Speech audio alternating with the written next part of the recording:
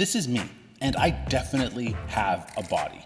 And I also have a soul. At least, I think I do. Like, I believe I have a soul, but if I'm being honest, I guess I kind of forget to think about it, like, a lot of the time. And that's because it's easy to think that the essence of who I am is my physical brain, because so many TV shows and movies show me a world where I can live forever once my brain is downloaded to a computer. You are your brain, no soul needed. And once you digitize the organic computer in your head, then you can live forever. According to a 2019 poll done by Polera, 71% of Canadians believe they have a soul. And believing in a soul but never thinking about it seems crazy to me. Probably even more so for me because I'm a pastor. I don't want to go through life ignoring a whole important spiritual part of who I am. So I'm going to try to be an adventurous truth seeker and sincerely ask myself, do I have a soul?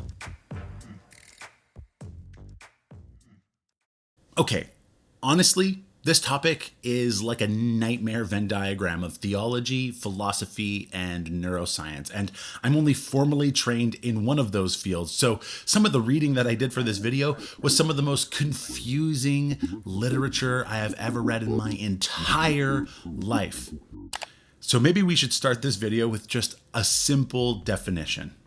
When we talk about the soul, what we mean is the spiritual or immaterial part of the human being. Some theologians believe that the soul and the spirit are unique from each other, giving human beings three parts. Other theologians believe that we have a body and a soul spirit, which are not separate from each other. I'm personally a dichotomist, but for the sake of this video, it doesn't really matter because the core question is whether there's any part of a human being which isn't physical. Do we have a soul or are we just our bodies? Because believing that we are just our bodies can lead to some pretty trippy conclusions. Like the ancient Greek thought experiment proposed by Plutarch, in which he asked if the ship of Theseus, the founder of Athens, were preserved for 1,000 years, and over that time every board or sail, like every part of the ship, was slowly replaced with new parts, is that ship still Theseus' ship? Some people thought it was, and others didn't think so.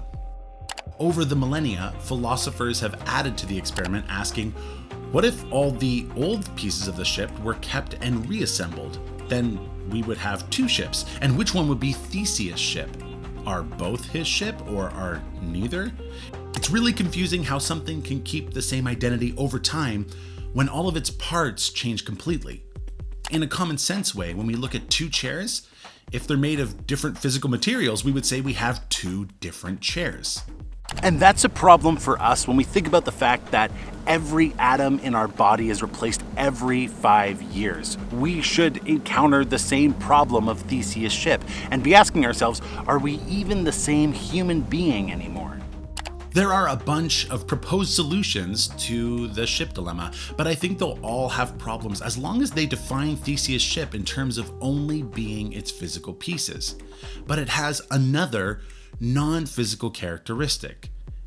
And so I want to make my own addition to the thought experiment that I think helps solve the dilemma. Let's imagine in our version that Theseus doesn't die.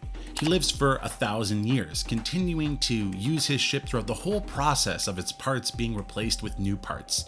Over those 1,000 years, he wouldn't stop calling the ship his ship, and I think he would consider the second ship a different ship built from discarded materials of his ship. You see, the identity of Theseus' ship continues over time when its relationship as belonging to a person continues over time, when we see Theseus' ship as more than just its physical parts. We all believe that we change over time, but you still believe that you're the same you that you were 5 or 10 years ago. And why do you believe that? I think it's because we all intuitively understand that our bodies are just a part of who we are. And over time, they don't lose their identity because they have another ongoing characteristic. They belong to us, the part of us that isn't physical. Talking about the soul always brings up questions about the brain, and neuroscience is making crazy breakthroughs on understanding the electric and chemical workings of our brain. But brain science cannot explain everything about who you are. The law of identity states that each thing is identical with itself. And I know that sounds stupid, but trust me, it's so smart that it just sounds stupid. What that means is that if all the properties of A and B are the exact same, then we should conclude that A and B are actually the same thing. And that's helpful to remember on the topic of the soul, because if there's anything true of your consciousness or soul that isn't true of your brain, then logically we have to conclude that your consciousness and your brain aren't the same thing.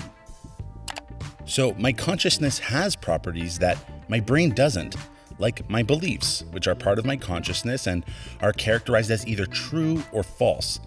My brain is a complex physical structure of neurons and synapses, but it wouldn't make sense to call those neurons and synapses true or false. Or take my emotions. When I feel sad, my brain is producing chemicals that can influence my emotions. And I know sometimes we'll say my brain feels sad, but that's just expressive language. The chemicals and electricity in my brain aren't really sad. The same way light switches and jars of chemicals can't be sad either. So what is experiencing sadness? I think it's the experiencer. You, me, our souls. And maybe you're thinking, come on, Matt, like it's clear that a chemical imbalance in the brain can make us feel depressed. For sure, no one is denying that there is a connection between the brain and consciousness. We need to take care of our bodies because our bodies can influence our consciousness, like when I get hangry. But that relationship can go the other way too. Choosing to think thoughts of gratefulness can actually influence my brain chemistry. There's definitely a relationship between my brain and my consciousness, but the law of identity shows us that they are definitely not the same thing. Remember the beginning of the video when I was here, and it seemed like you could hear the thoughts of my first-person perspective? You know, because I was making faces that kind of match the voiceover. That's just a gimmick, right? Like it's a joke. You have no idea what I might be thinking about right now. It could be anything. And even if you looked at live data on my brain and mapped out every single atom so you had a full physical description, you could still never know what's really going on in here. A full third-person perspective on me will never let you know what it's like to be me. The first-person perspective. So far in this video, I've drawn on 3 different arguments for the soul. But honestly, I can admit that trying to wrap my head around this topic is exhausting. My head hurts, and I honestly wonder if I'm really understanding it, or if I'm just getting confused and then defaulting to what it is I already believe. Because the truth is that my worldview really does influence what I think about the soul. And that's true for all of us. Let me go first. For reasons that are completely independent from this video's topic, I believe in an immaterial, conscious, personal God. And so there's precedent in my worldview to believe in my immaterial, conscious, and personal characteristics. The existence of the soul seems like a clear possibility for anyone who is open to God's existence. But I'm guessing if you don't believe in God, then it has just the opposite effect. If God isn't the answer to other great questions of the universe, then why would it be any different when it comes to consciousness and the soul? And maybe you're thinking, Matt, it's great that you've done all these philosophical thought experiments, but where's the hard-hitting scientific evidence? Basically, there isn't any, and there never will be. Science is a process by which we study the physical world, but God and the soul aren't physical. Do you see the problem? Trying to prove the existence of the soul scientifically is like trying to detect plastic with a metal detector. You're asking the tool to do something that it just can't do. And there's a growing number of people who really believe that science is the only source we have for knowledge. So it's not surprising that they end up believing that nothing exists but the physical world. It's like they've limited their beliefs to only what can be found by a metal detector.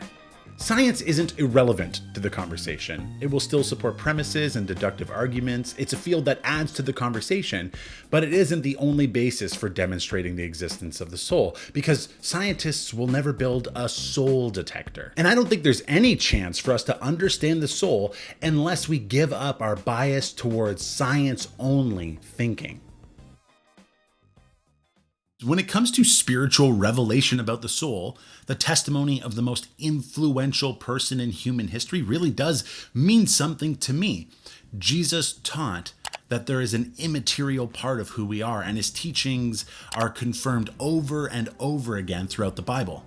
As a follower of Jesus who believes that he literally died and rose again, it's not too much of a leap for me to take him at his word when he says we have a soul.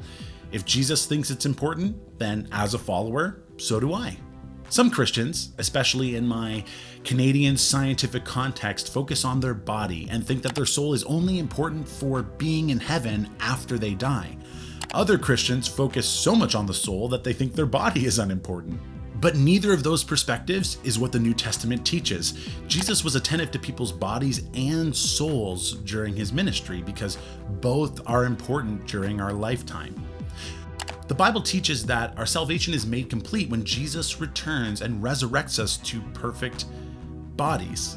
The eternity that we'll spend with God in perfect relationship is an embodied experience, soul and body. For me, the temptation is to ignore my soul and mistakenly believe that I can download my brain into a computer and live forever. But if I pay attention to my soul in addition to my body, then I can be mindful of myself as a whole person. And that's the life I want to live. My research for this video only made me more confident that I'm a spiritual being made to have a relationship with a spiritual God. And if my soul matters for eternity, then it matters right now. It's a part of me that can't be ignored. I love my beer brush. Oh yeah, that's nice. Do I have a unibrow coming in?